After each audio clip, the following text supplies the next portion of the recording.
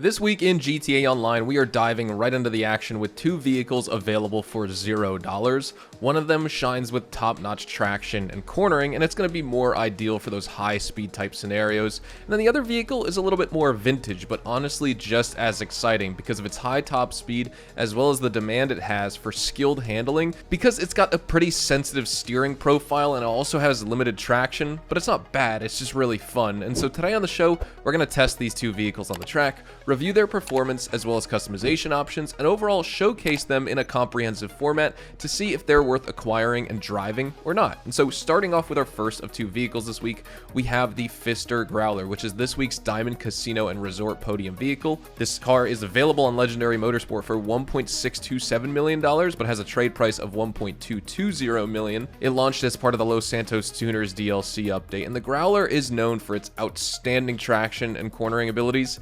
You get a nice launch without really significant wheel spin at all, and it remains exceptionally planted to the ground while you're driving around. It allows for tight, high-end cornering and high-speed cornering without any loss of control, but drivers should be mindful of the pendulum effect you get with this car. It's kind of like a common trait with some of the rear-engine, rear-wheel drive vehicles in this game, and this effect is basically going to cause the Growler to lose a little bit of traction and balance if you're navigating through an S-curve, for example, so basically the track we're going to be going on, and that's just, of course, due to the rapid weight shifting left and right with the car. But that's the only characteristic that you need to kind of like be mindful of. A skilled driver is going to be able to fully harness the Growler's high performance potential, and a beginner may struggle a little bit, but it's not a bad car. It's honestly really fun. And so with that said, let's go check it out in game. Here is my Pfister Growler, ladies and gentlemen. This is a very fun car. I know the Comet SR, you know, the Comet S2 Cabrio probably get more attention, but the Pfister Growler is low-key a very underrated vehicle. Unfortunately, the time of day doesn't look the best for me to show off the paint job. It's a galaxy blue pearlescent with ultra blue, or excuse me, galaxy blue metallic, ultra blue pearlescent, and ice white secondary color. I have it stylized similar in the way my Lampadati Viserys looks, but obviously I tried to convert that onto the Pfister Growler with like some white accents along the front splitter. Even though I'm not the biggest fan of how far that front splitter sticks out, I would rather just the white line be on the bottom and not have the carbon attached, but it is what it is. I tried to do my best with the customization options. There's some pretty cool customization options with this car. Now let's go test out the performance, head to the track, and see how this car does. Well, daylight is a-wasting, ladies and gentlemen, so let's jump in. We're gonna go, of course, up north here. We make this right, and we make another right and start heading south, and we head east again, go south, west, all the way up through here to the intersection. And basically, when I cross the middle of this intersection, the track is done. So I'm gonna set my timer, 3, 2, 1, and go. We're gonna get off, of course, a little bit of wheel spin, but not much. Coming out of a dig, that's actually pretty good. Porsches are always fantastic in this game. And I will say, for those who are not familiar with this series, every week we cover the free vehicles. And so a fast vehicle is going to be closer to 2 minutes 30 seconds. I'm going to picture this probably at about the 2-minute 45-second time interval, because this is still a very fast car. It's just not a supercar or anything like that.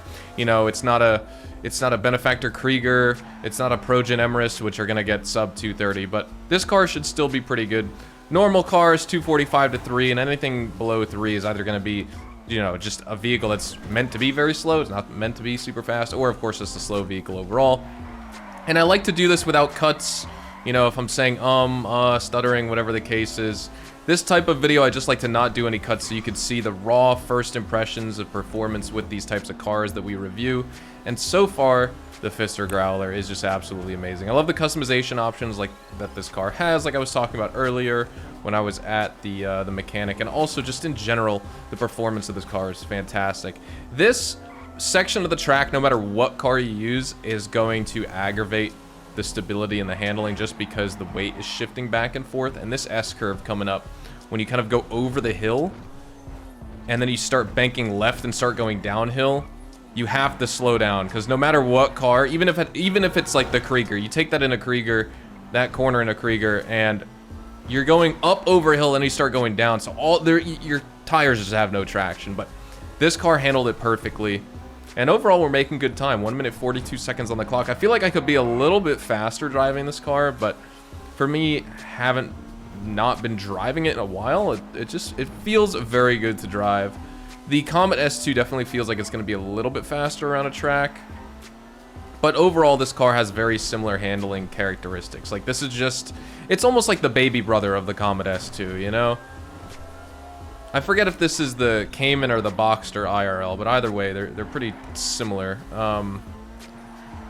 You know, they're no... Oh, whoa, awful game stutter right there. That's not just my recording, that was my game. Holy. I'm glad I didn't crash or anything from that. 2 minutes, 25 seconds on the clock. We actually may be getting a little bit slower than 2:45. Did I overestimate the ability of this car to get around this track? Actually, no, maybe not. We're coming up on the end right here. This is going to be just about a 2 minute, 45 second car. Not even 2 minutes, 43, 2 minutes, 42, 2 minutes, 43 seconds. My stopwatch said 2:42, but I don't know if it just ticked over when I stopped looking at it. Depends on what part of the intersection you want to call it at. Honestly, a very solid vehicle right there. So it is actually a little bit quicker than I thought it would be. I said, what, 2:45, right? Around that range. So pretty good. I like the Fister Growler. It's definitely worth trying to win, but honestly, it's also worth just buying at full price too, to be honest. The Fister Growler is a great vehicle. It's slept on too. Everyone focuses on the Comets. No one talks about the Growler, I feel like, when it comes to, you know, the Fister vehicle manufacturer. So now, with that said, let's move on to the next car. Then moving on to number 2, we have the LS Car Meet prize ride for this week, which is the Declassy Mamba, and it's available for $995,000 at Legendary Motorsport. But again, you can unlock it this week for $0 by placing top 5 in the LS Car Meet series races for 3 consecutive days in a row to complete this LS Car Meet prize ride challenge. And of course, this car was introduced to GTA Online with the Executives and Other Criminals update, and the Mamba overall has kind of like a controversial past. It's known for its vintage charm, and that's paired with its high speed that it has, but the performance is a little bit more nuanced. It has some challenges. It exhibits, for one, limited traction on tight corners, and that's going to necessitate the use of the handbrake or just braking in general to manage the wheel spinning during acceleration. And then, of course, the steering is going to be very sensitive as well. Again, really good GTA drivers can adeptly recover from spinouts with this car, but I find myself struggling driving it sometimes. And it also has a pretty lengthy braking distance. The traction's average, so with the braking being not the best and the traction being just average, as well as the durability also being relatively low unless you put armor upgrades on it, the performance with this car is going to significantly diminish after a few hard hits. So once again, put that armor on. Overall, the Mamba is going to basically be a car that needs a delicate touch, and obviously if you're a good driver, you'll truly shine driving this vehicle. But is it the best for a beginner? Not necessarily. And is it really worth unlocking this week? Well, let's head to the track, test it out, and see how it performs. Here is the Declassy Mamba, ladies and gentlemen. And to be honest, I'm actually really nervous about driving this one because it's been so long. So this honestly is basically just like a true first impressions video. It's been so long since I drove it. I have it customized very similar to my Coquette Classic because I just couldn't figure out what to do with this car. But we have another one on our account. And let's head to the track and see how we do. I can tell you that the wheel spin as well as the rear end kicking out is going to be a problem. All right, so before we jump in, I can tell you just on the drive up here, this car, when you use it and drive it around in this game, it's either going to perform exactly the way you want it to, and it's going to feel like an excellent vehicle to drive. It's going to feel like an excellent AC Cobra, or it's going to feel like one of the worst cars you've ever driven in the game. Not because it's not fast enough or anything like that, but the handling and specifically the traction is just so finicky. It either is really nice, or if you step out of that threshold that it's capable of, like driving around with, you're just gonna have a miserable time. So with that being said, let's kick off. Again, we're gonna just jam on the gas, and you're gonna see how much wheel spin we get off the line. So 3, 2, 1, go. Wow, that takes a while to get started. I mean, there are vehicles that take even longer, which is impressive, right? But let's just take it around the same track. I'm assuming with the wheel spin and the traction loss and me probably crashing once or twice, we're gonna be at 3+ minutes on this track, even with kind of like the really nice speed we have. Check out the braking. It just doesn't want to brake. Oh, and I already messed it up. I shouldn't have taken the jump. I should have actually kind of gone around a little bit, but I didn't want to move left and then cut right back right because I figured we'd lose traction. But you got to be careful going into some of these turns because you can see, look at these drifts. I'm not even trying to drift that much. It's a fun drift, but you got to anticipate, right? If you're not anticipating it, then you're just going to wipe out. And one of the other things too is when you brake and you try and take a turn, this car is also going to keep stepping out on you. Like, you should be able to brake within, you know, reasonability without like having the rear end step out on you like the way it does with this car. So it's this car is very like unidirectional. You either should just brake and then turn. You shouldn't be trying to brake and turn at the same time. Of course, that's just general driving tips in general, basic driving tips, but specifically when it comes to this car, you know, this is an arcadey game and arcadey driving mechanics at the end of the day. And most cars you can kind of just full send around the track in GTA Online and GTA 5, but not with this thing, so you gotta watch out. You know, be very careful with the steering. Don't just move your analog stick left and right fully. You gotta kind of like keep tapping it to take those turns without losing traction. If you try and just full send around a corner, you're gonna lose traction. And here is where this car in particular is gonna struggle the most. Look how slow we gotta go around this turn. And even then, we're losing traction. So would I say that this vehicle is bad? No, it's just very unique. It's very peculiar. You have to treat this car like its own beast. You know, this is gonna be such a different driving dynamic and experience to any other car you've driven in this game. And there are some similar. I'm not saying this is like completely unique and that there's no other vehicle like it in this game, but compared to the majority of cars that realistically any beginner could just pick up and start driving around and be totally okay with, this is one that you just got to be very careful with. I even tried to cut right on that vehicle and I shouldn't. I was just plowing into him. So we got some very interesting understeer right there. And wow, this is like once you lose traction, it is very tough to regain it. You got to slow down immensely. 2 minutes 35 seconds on the clock. We are setting not a great pace.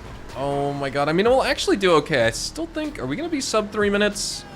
No, we won't be. We're going to be maybe 3:05, just judging by how far we are at the end. Oh boy, if we have another crash, it's going to be 3:05, 3:10 probably, but I still think we could set a 3:05 pace. Come on, just perform a little bit better for the end of this track, please. Oh my god. 3:04, 3:05. So not terrible. Not terrible, honestly. I'm quite impressed with the time we got. But yeah, look at that wheel spin, man. It's just like, if this car had better traction, this thing would be a beast, honestly.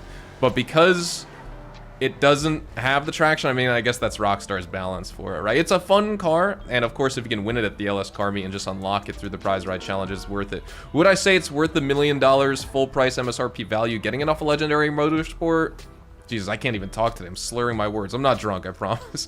Off Legendary Motorsport, I would say, I mean, to me, I mean, I have a ton of cash, but to anyone else, like if you have sub $50 million or something, then probably not. You don't want to save your money for more important purchases. So there we go. That is the Declassy Mamba here in GTA Online, ladies and gentlemen. We're of course going to be wrapping everything up right here. So thank you guys so much for watching. Hopefully you guys all have a fantastic day. Make sure to drop a like if you guys enjoyed today's video, and subscribe to the channel if you guys are new and you want to see more GTA Online content like this. Also, of course, make sure to check me out over on Twitch, Twitter, and Instagram, specifically twitch.tv/hazardoushtv. All of my social media links can be found in the description down below. But if you want to catch daily GTA Online as well as Red Dead Online live streams, you have to go check me out on Twitch. I don't live stream on YouTube. I may start live streaming on YouTube again in the future, but for right now, the only place to find my live streams over on Twitch, and I appreciate everyone who's been coming out recently since I've been trying to push it more in the videos. I greatly appreciate all the support. Super excited to bring out more content in 2025. And with that being said, I'll see you guys in the next one. Adios, amigos.